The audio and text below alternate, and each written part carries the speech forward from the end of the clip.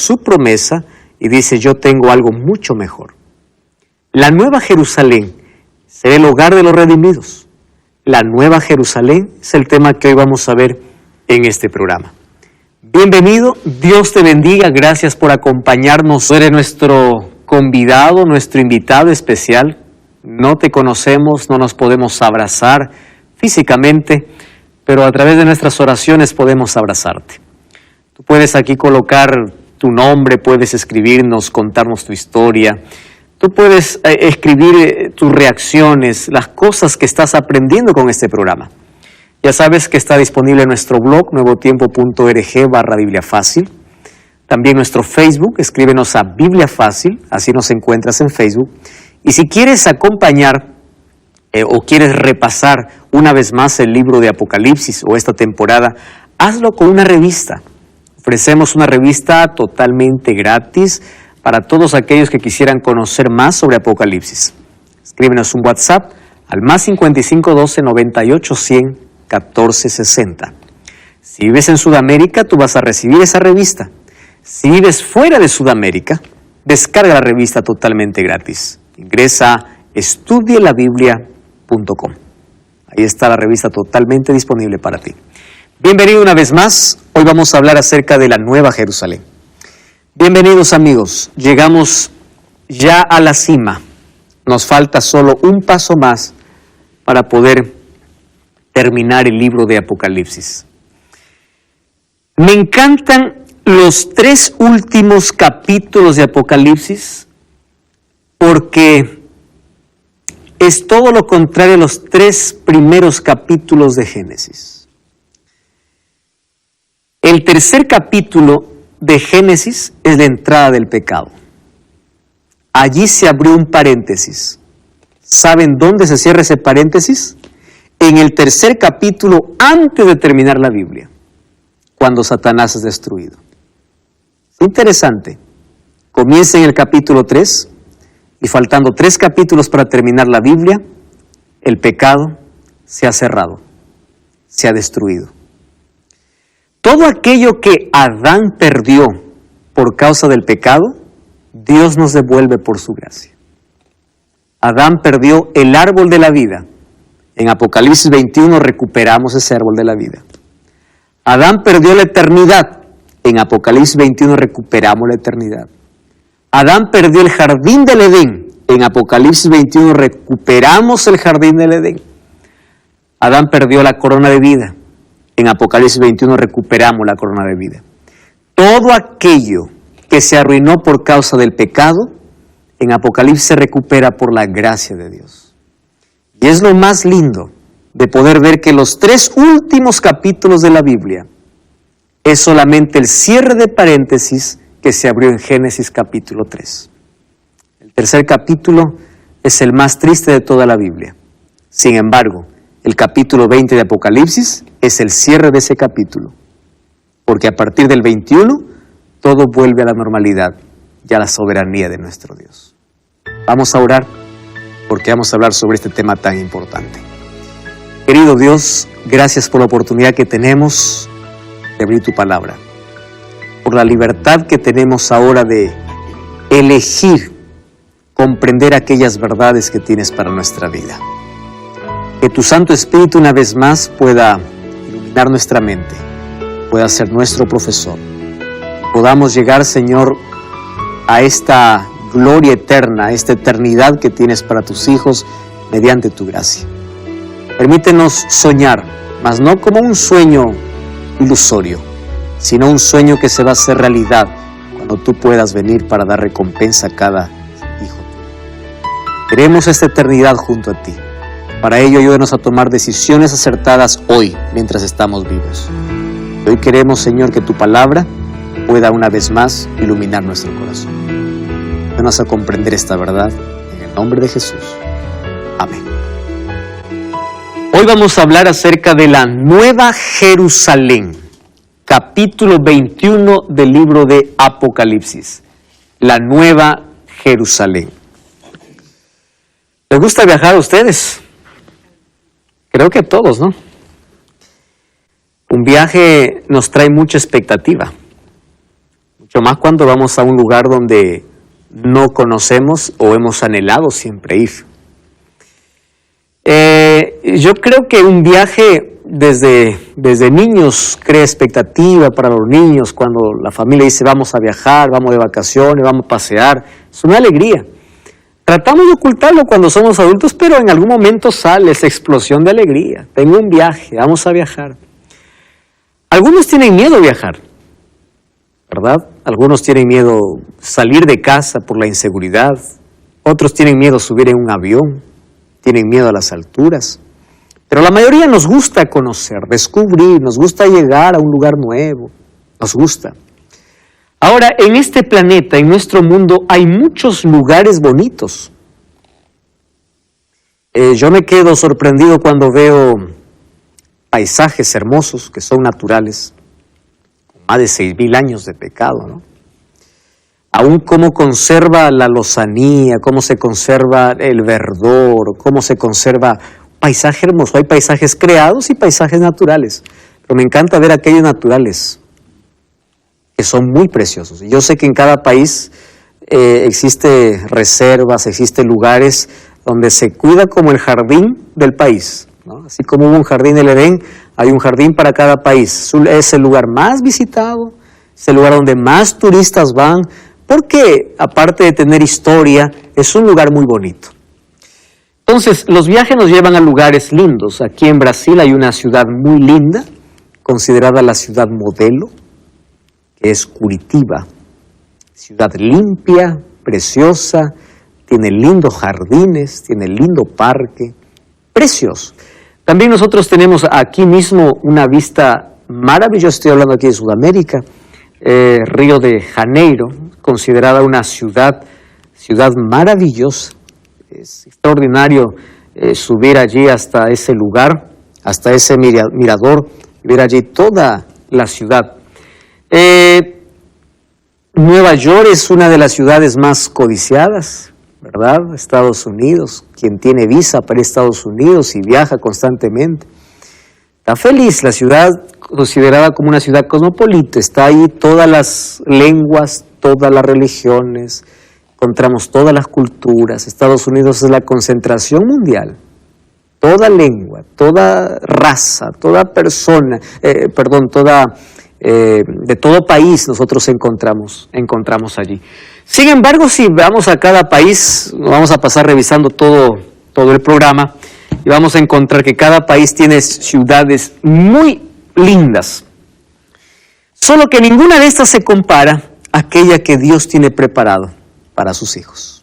Porque es una ciudad perfecta, no hay más inseguridad y es una ciudad preparada por el mismo Dios. Vamos a Apocalipsis capítulo 21. Apocalipsis capítulo 21, versículo 9. ¿Por qué vamos al 9? Porque los primeros versículos vamos a ver en el último programa. ¿Está bien? Cuando habla del cielo nuevo y la tierra nueva, vamos a verlo después. Por hoy vamos a ver la nueva Jerusalén. Dice, entonces vino a mí uno de los 7 ángeles que tenían las 7 copas llenas de las 7 plagas postreras. Y habló conmigo diciendo, ven acá y te mostraré a la desposada, la esposa del Cordero. Recuerdan que este texto nosotros ya leímos. Cuando fue juzgada la ramera, en el capítulo 17, también dice, uno de los 7 ángeles que tenía las 7 plagas. Claro, una de los 7 ángeles que tenía una de las 7 copas que eran las plagas. Primero le mostró el juicio de la ramera. Y ese mismo ángel, ¿a quién le muestra? A la esposa del Cordero. Entonces el versículo 10, dice así, me llevó en el espíritu, es la manera como un profeta dice, entré en visión, y a un monte grande y alto me mostró la gran ciudad. ¿Qué ciudad?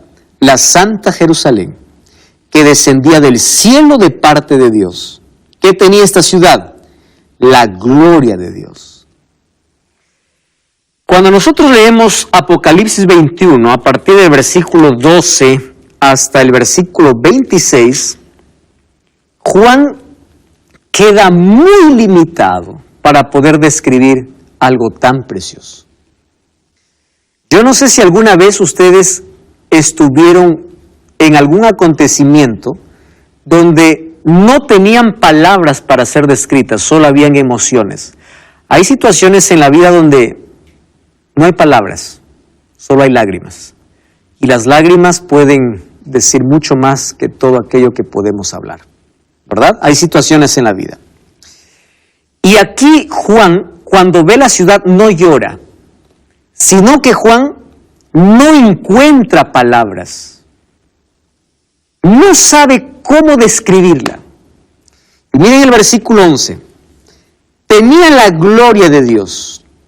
Y a partir de allí, el pobre cambia su escritura y dice, su fulgor era semejante. No dice que era una piedra, dice, era lo más parecido, para que ustedes puedan tener una idea, era semejante a una piedra preciosísima, como piedra de jaspe, diáfana como el cristal.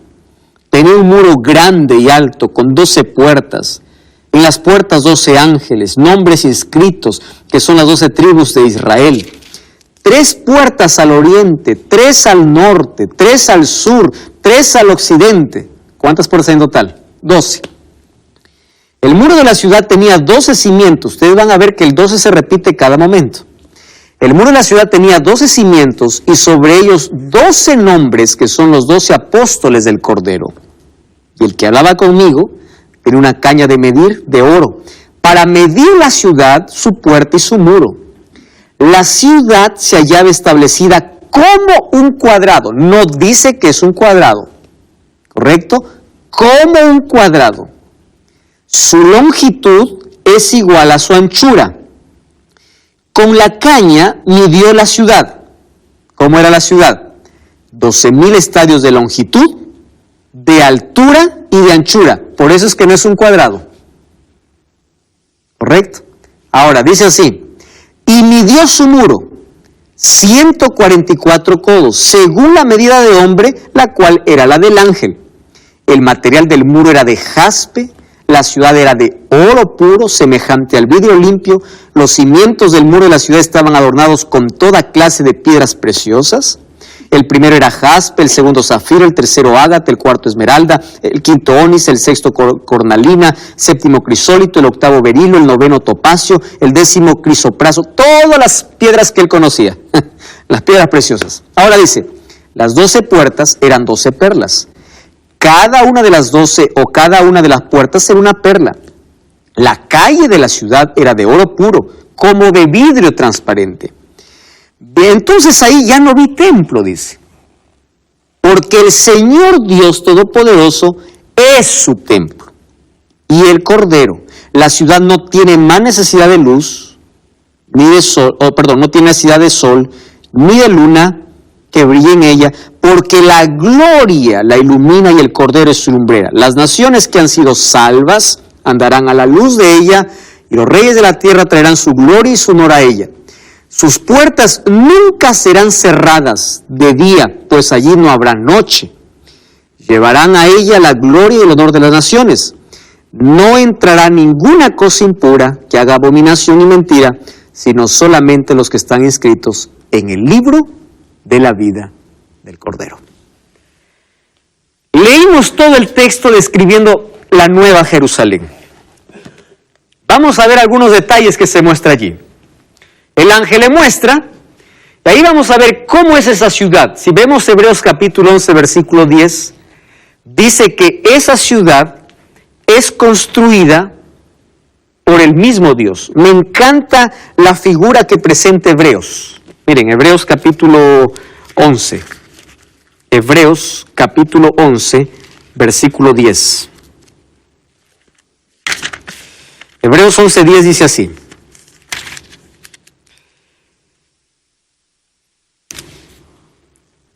Porque esperaba la ciudad que tiene fundamentos, esos fundamentos vemos ahí en Apocalipsis, cuyo arquitecto y constructor, 2 oficios, ¿verdad? O 2 carreras profesionales, cuyo arquitecto y constructor es Dios. Ustedes vieron ahí las majestuosidades que hoy puede hacer un arquitecto al poder diseñar un edificio. Es extraordinario. Yo cuando veo allí planos y todo, y sueña, ¿verdad? Es decir, esta ciudad no es hecha a la casualidad. Esta ciudad es pensada, es planeada, es planificada. Un arquitecto planea, hace trazos, medidas, sueña. Solo que la imaginación humana puede ser tan grande, pero nunca como la de Dios. Brasil es considerada la ciudad, o es la ciudad planeada, ¿verdad, Pablo? Tiene la ciudad la forma de un avión, proyecto plano piloto, me parece que se llama. Pocas ciudades son planeadas. Ahora, esta ciudad es planeada, diseñada por Dios. Si los seres humanos, con la inteligencia que Dios nos ha dado, podemos planear cosas lindas, y un arquitecto puede hacer un diseño extraordinario, imagínense planeando Dios. Ahora, no solo lo planea, tampoco delega la construcción. Porque viste que hay una diferencia entre el que planea y el que lo construye, ¿no? A veces hay cierta discusión y dicen, no, el arquitecto aquí se equivocó, yo voy a hacer otra cosa. El que lo diseña lo construye. ¿Y quién es? Es Dios. Por eso es que Apocalipsis 21:11 dice, la ciudad está llena de la gloria de Dios, porque Él lo construyó, Él lo diseñó, y todo lo que se ve allí está reflejado su gloria. Y aquí nos encontramos con algunas características importantes de la ciudad. Primera, tenía muro grande. Todas las ciudades antiguas tenían murallas. Ahora ya no hay ciudades con murallas. Más las ciudades antiguas tenían enormes murallas. Y la fortaleza de la ciudad estaba en sus murallas. Venía el enemigo, cerraban la puerta, si sus murallas eran fuertes, todo estaba tranquilo. ¿Recuerdan ustedes cuando Israel tuvo que enfrentar a Jericó? Ellos no podían ingresar porque tenían murallas dobles, imposible de poder penetrar. La manera como Dios hizo que esos muros puedan caer fue por su poder, al sonido de las trompetas, cuando Israel le mandó dar 7 vueltas, ¿verdad?, durante una semana. Muy bien, las ciudades tenían esa costumbre. Ahora Juan empieza a describir la ciudad de Jerusalén, la nueva Jerusalén, en el concepto que él tiene o que él conoce acerca de las ciudades de su tiempo. Y él dice, esta ciudad tiene un muro enorme, una muralla enorme. Claro, porque si le presentaba sin murallas, para Juan esto no hubiese parecido una ciudad. ¿Qué significaba murallas? Murallas representa seguridad y estabilidad. Miren, el libro de Zacarías, vamos al libro de Zacarías. Aquí nos dice qué representa esto. Capítulo 2, versículo 5. Zacarías, Antiguo Testamento, antes de Malaquías, capítulo 2, versículo 5. Aquí está hablando acerca de la reconstrucción de Jerusalén. Zacarías 2:5. Dice así: yo seré para ella, dice Jehová, un muro de fuego a su alrededor, y en medio de ella mostraré mi gloria.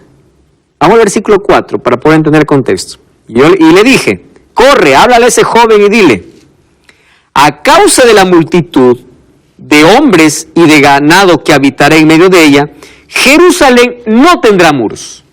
¿Por qué le dice? Porque esa muralla soy yo. Es decir, no necesitan muros porque yo les doy seguridad. ¿Correcto? Entonces, cuando dice que Jerusalén tiene murallas, está hablando de la protección, de la seguridad, de la estabilidad que existe aquí en esa ciudad.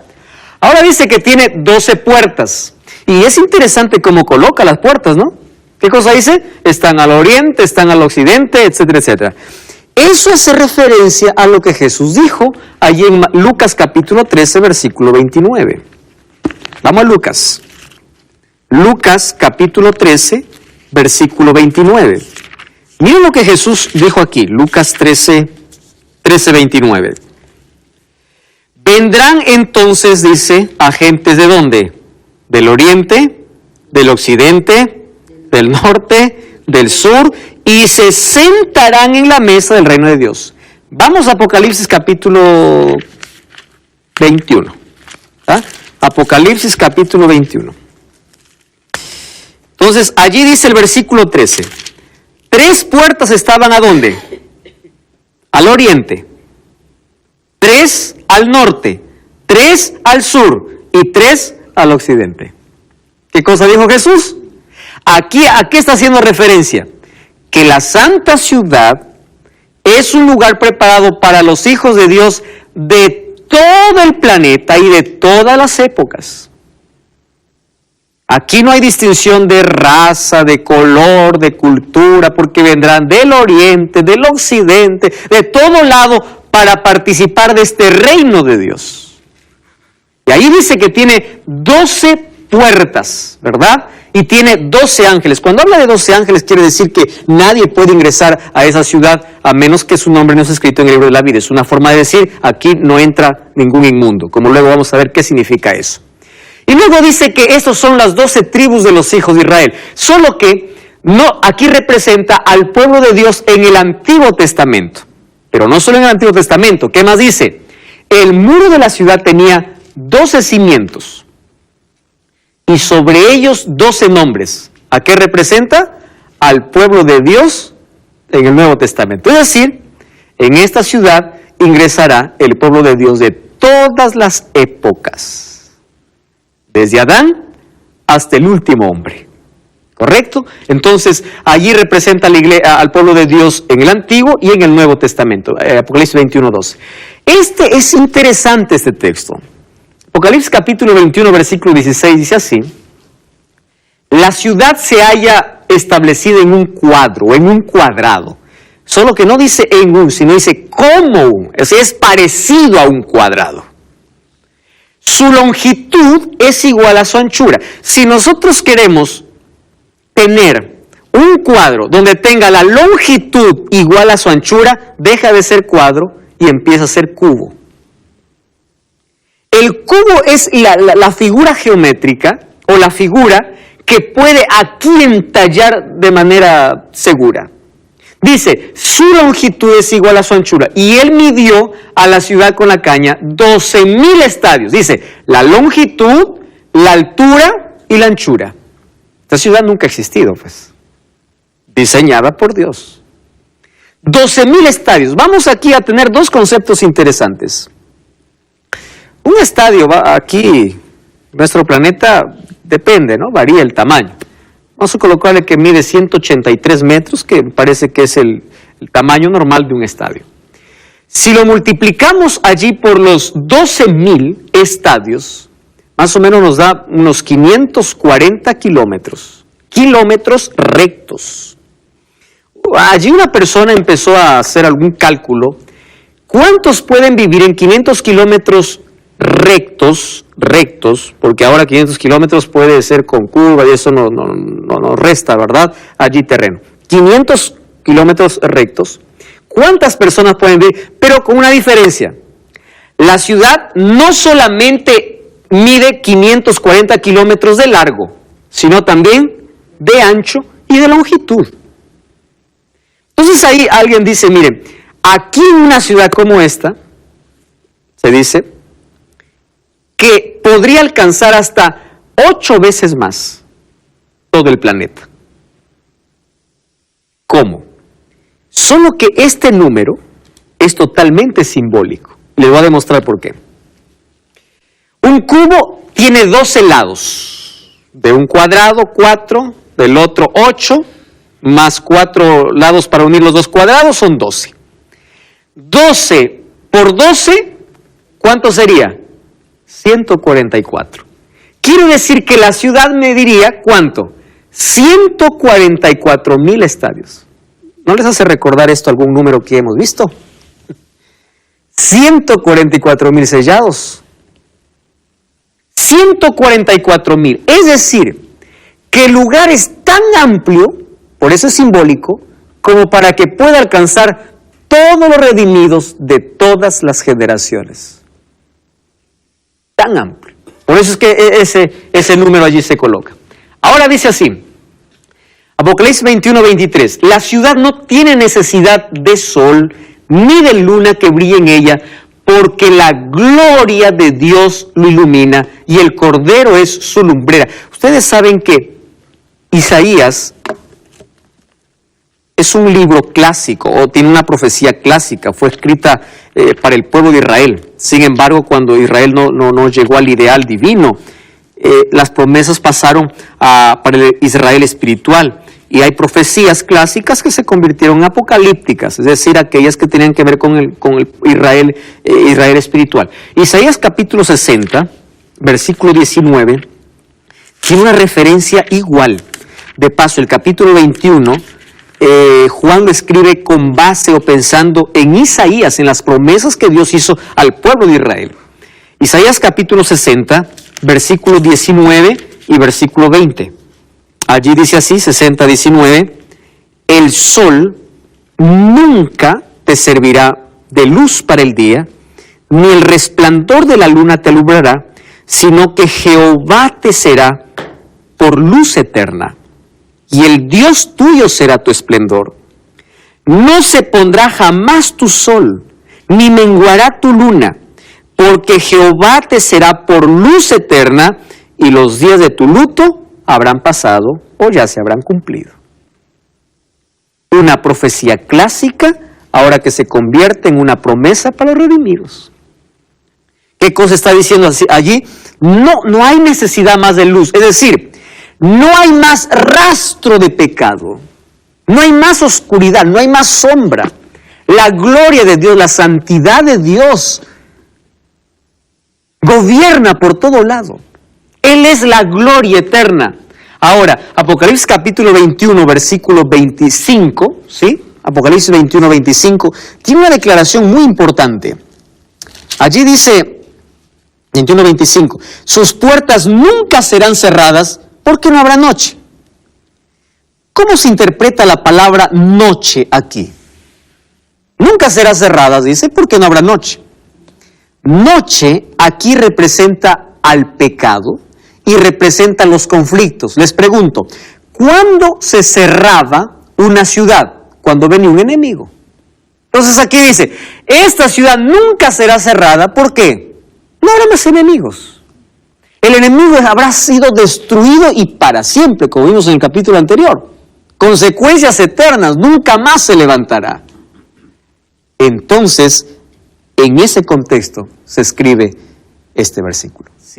Hoy estamos hablando acerca de la Nueva Jerusalén. Algunas características que coloca allí Juan son simbólicas porque él está pensando en una ciudad que él conoce y otras son promesas que fueron dadas al pueblo de Israel en el libro de Isaías y ahora él los coloca para los redimidos de toda la historia. Allí vimos algunas características que tiene la ciudad. No necesita más sol ni luna porque el Cordero que es Cristo lo iluminará. Las puertas no necesitan ser cerradas porque no habrá más enemigo. Está haciendo referencia de que el pecado habrá terminado. No hay necesidad de poder cerrar una puerta. Cerrar una puerta significaba que hay un enemigo más poderoso que quiere conquistar. En esta ciudad hay verdadera libertad, hay verdadera paz.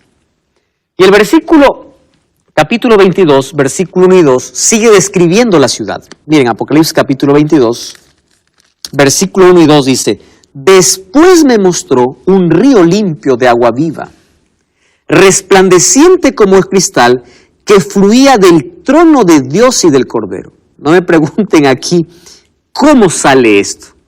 Esto solo nos da para imaginar un momento. Sin embargo, si nos podemos imaginar el cielo, creo que nunca vamos a llegar a su plenitud. En medio de la calle de la ciudad, a uno y al otro lado del río, estaba el árbol de la vida. ¿Recuerdan que el árbol de la vida estaba en el jardín del Edén? ¿Por qué Dios sacó a Adán y Eva del jardín del Edén? Para que no tuvieran acceso ¿a dónde? Al árbol de la vida. Lo que se quitó por causa del pecado, ahora es devuelto. Ahora dice, y ahí estaba el árbol de la vida, que produce 12 frutos, dando cada mes su fruto, y las hojas del árbol era para sanidad de las naciones. La pregunta es, ¿por qué coloca esta expresión de sanidad cuando vemos que la enfermedad ya ha sido destruida? ¿Verdad? Ya no necesitamos más curación para algo. Sí, Pablo. Interesante eso del árbol de la vida, ¿no? Que vuelve a aparecer. Es que Dios los saca justamente para eso, para que ellos no tuvieran acceso ahí. Ahora es llamativo que todo el tiempo que ellos estuvieron ahí nunca lo comieron, pudiendo haberlo hecho, ¿no? Y eso también me enseña algo, que a veces uno tiene acceso a la palabra de Dios que es vida, nunca la toca, mucha gente tiene acceso porque están en todo, pero no van pudiendo ir, ¿no? Gracias por esa reflexión, Pablo. Los seres humanos tenemos acceso ahora a la salvación y la desperdiciamos. Tenemos acceso a la palabra de Dios y no la leemos. Tenemos acceso a todo. Más ahora, cuando habla de este árbol de la vida, está hablando de, una vez más, recuperar aquello que por el pecado lo arruinamos, ¿verdad? Y ahora los redimidos tienen acceso. Ustedes ven el libro de Génesis capítulo 5, cuando ven la genealogía allí de los primeros hombres. Y ven a un Adán viviendo 930 años sin el árbol de la vida.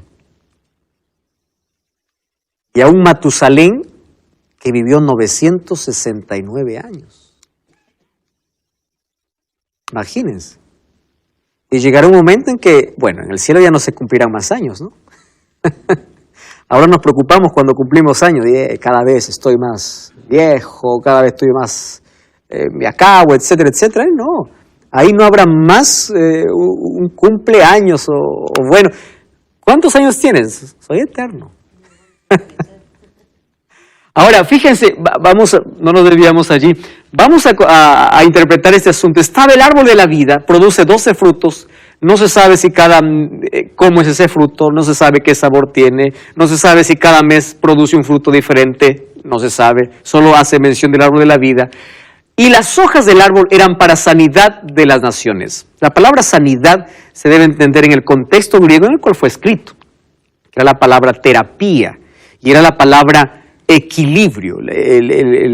La mejor traducción allí sería para el equilibrio de todos, ¿verdad? Para una salud perfecta, no porque ya hay enfermedad, porque en la eternidad ya no hay más muerte ni enfermedad, sino para ese equilibrio perfecto que el ser humano necesita.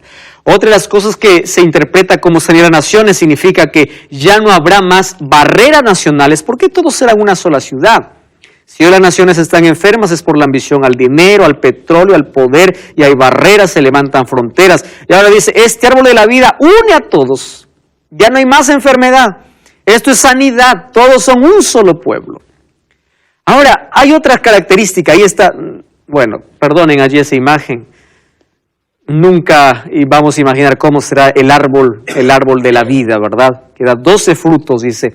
Ahora, versículo 5 del capítulo 22 dice, no habrá allí más noche, no tienen necesidad de luz de lámpara ni de luz del sol, porque Dios el Señor los iluminará y reinará por los siglos de los siglos. Ahora fíjense aquí, ¿quién puede vivir en esa ciudad? Vamos a la Biblia. Vamos entonces a ver Apocalipsis capítulo 21, versículo 27. Karina, ¿puede leer ese texto, por favor?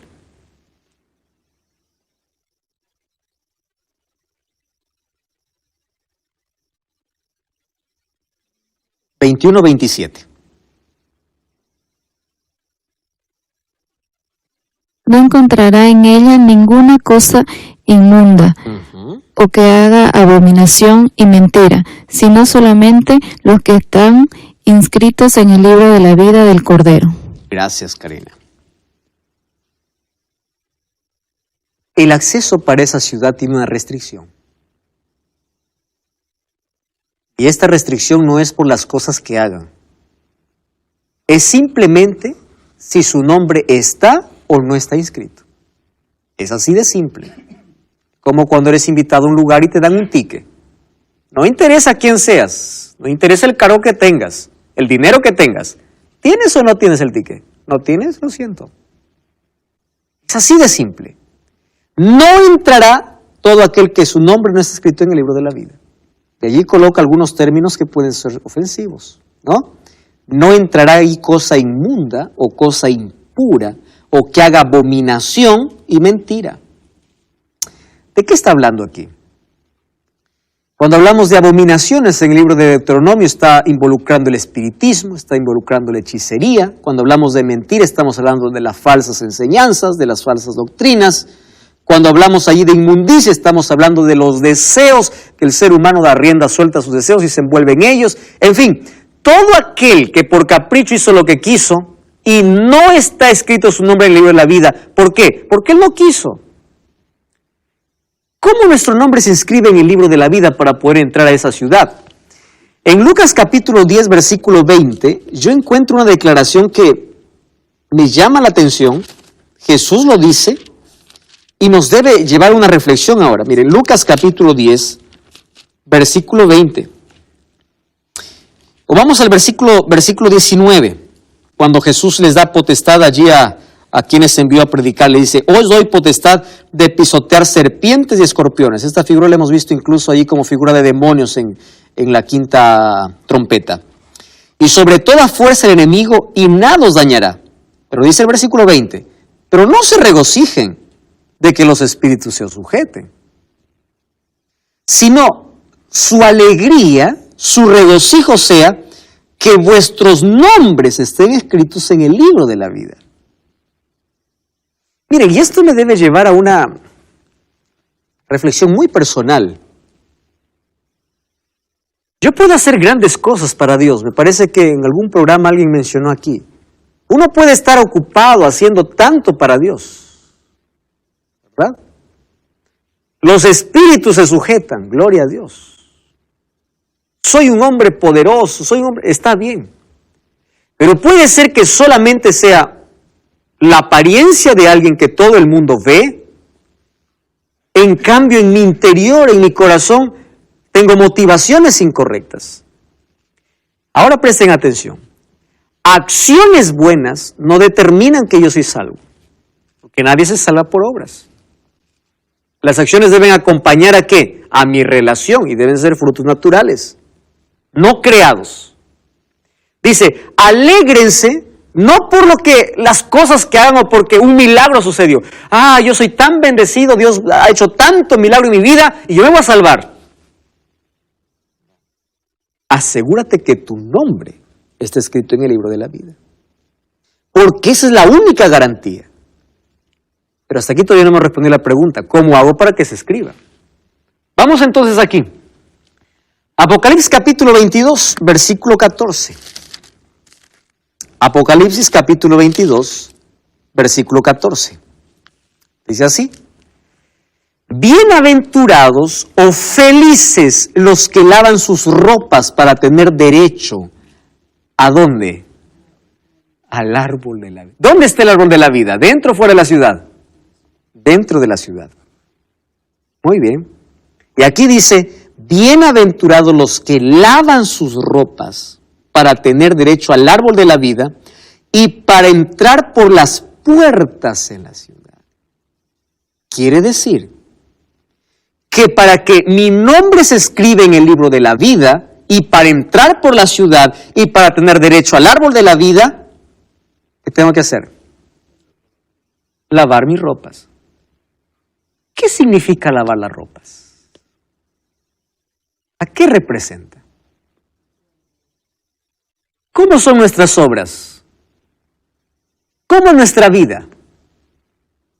A veces nosotros contamos acciones pecaminosas y, por ejemplo, hay personas que dicen, hoy no pequé. ¿Por qué? Hoy no mentí, hoy no robé, hoy fui honesto, hoy fui santo. ¿Verdad? Porque contamos que el pecado son acciones. El pecado no son acciones, el pecado es un estado. El libro de Isaías dice, vuestras mejores obras son tan cochinas como un trapo de inmundicia.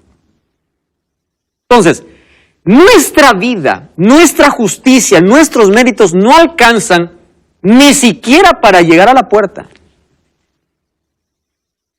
La única opción es lavar las vestiduras. Vestido en la Biblia representa carácter. Por eso es cuando Dios dice, compra vestidos nuevos, renuncia a tu orgullo, renuncia a tu egocentrismo y compra. ¿Qué cosa va a comprar? Comprar significa renuncia porque yo te doy un carácter nuevo. Cuando dice yo te daré un nombre nuevo, recuerden la piedrecita blanca. Era una piedrecita blanca, la promesa que Jesús hizo a la iglesia de Filadelfia. Y allí estará, dice escrito, un nuevo nombre, un nuevo carácter. Y ese carácter no es algo que tú lo procreas, ha sido lavado en la sangre del Cordero. Es decir, un carácter es transformado cuando recibe ¿qué cosa? Sangre. ¿A qué se refiere? Al sacrificio de Cristo. Y cuando hablamos del sacrificio de Cristo, ¿de qué estamos hablando? De la gracia de Dios. Un carácter transformado. No por méritos humanos, por la gracia divina. Sí, Walter. Estamos leyendo acá justamente pasaje Isaías 55 que dice de comprar, ¿no? Habla de decir, a todos los sedientos venid a las aguas, y a los que no tienen dinero venid y comprad y comed. Venid, comprad sin dinero y sin precio vino y leche. ¿Cómo es que a uno que no tiene plata le manda a comprar? Es por gracia, ¿no? Es que no está hablando de dinero, no está hablando de riquezas materiales, está hablando de la disposición del ser humano para aceptar la gracia. Ahí está. Ahora, miren, es interesante, allí dice entonces que los que lavan sus ropas son aquellos que tienen acceso al árbol de la vida. Muy bien. Juan capítulo 3, versículo 5. Jesús está conversando con Nicodemo. Juan 3, 5.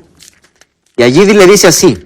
Nicodemo se va para hablarle de asuntos espirituales y Jesús le responde y le dice, de cierto te digo. Cuando Jesús dice de cierto te digo, es decir, verdaderamente, verdaderamente. ¿Por qué repite tanto una verdad? Mira, eso es tan especial que entiendas. Repite, hace énfasis. El que no nace de agua y de espíritu no puede entrar en el reino de Dios.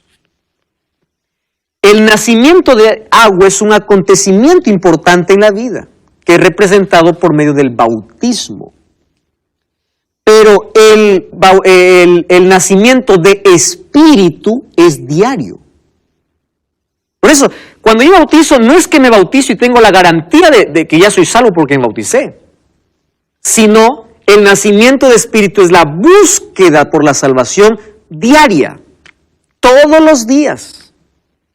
Ahora, es interesante, nacer de agua es uno de los pasos más sublimes e importantes en la vida de todo ser humano, porque marca un antes y después en todo ser humano. Muchos tienen miedo a ser bautizados. Primero, ¿qué significa ser bautizado? Bautismo viene del término griego baptizo, que significa sumergir. Y en este mundo encontramos que por lo menos hay 3 tipos de bautismo, ¿verdad? El bautismo por aspersión, el bautismo por inmersión y hay otro bautismo simbólico. El bautismo por aspersión, en el que te coloca un poquito de agua a la cabeza y ya estás bautizado. El bautismo por inmersión es aquel que está sumergido. ¿Cuál es el bautismo verdadero? El bautismo de Cristo. Jesús dice, subió del agua. Y además en Romanos 6, 1 al 4 dice, así como Cristo murió, resucitó para una nueva vida. Solo que algunos tienen miedo al bautismo por 2 razones. Número 1 dice, me bautizo y tengo que cambiar todo. ¿En qué está pensando? En que él puede cambiar. Y eso es la peor mentira. El bautismo no es una magia. No es que entro al agua y salgo y mis pensamientos cambiaron. El bautismo es un acto simbólico donde Dios borra mi pasado y comienza una nueva vida. Es una demostración pública. Presten atención a lo que voy a decir ahora. A Jesús uno puede aceptar en secreto. Yo puedo arrodillarme en mi cuarto, Señor, te acepto, en nombre de Jesús. ¿Sabe quién se enteró? Nadie. Pero presta atención. Alguien que aceptó a Jesús en secreto es imposible que no lo demuestre en público. La demostración pública, ¿qué cosa es? Bautismo. Entonces, cuando una persona me dice, no, yo acepté a Jesús, pero todavía me bautizo, le digo, no has aceptado. Porque cuando tú aceptas a Cristo en secreto, tú lo puedes hacer allí en el lugar donde estás. Cuando tú te enamoras de Jesús, no hay manera de ocultar un amor. Dice que el amor y la gripe no se pueden ocultar, ¿no? Cuando te enamoras, es imposible no verlo. Hasta el sudor sale con corazones. Es imposible decir yo acepto a Jesús, yo amo a Jesús.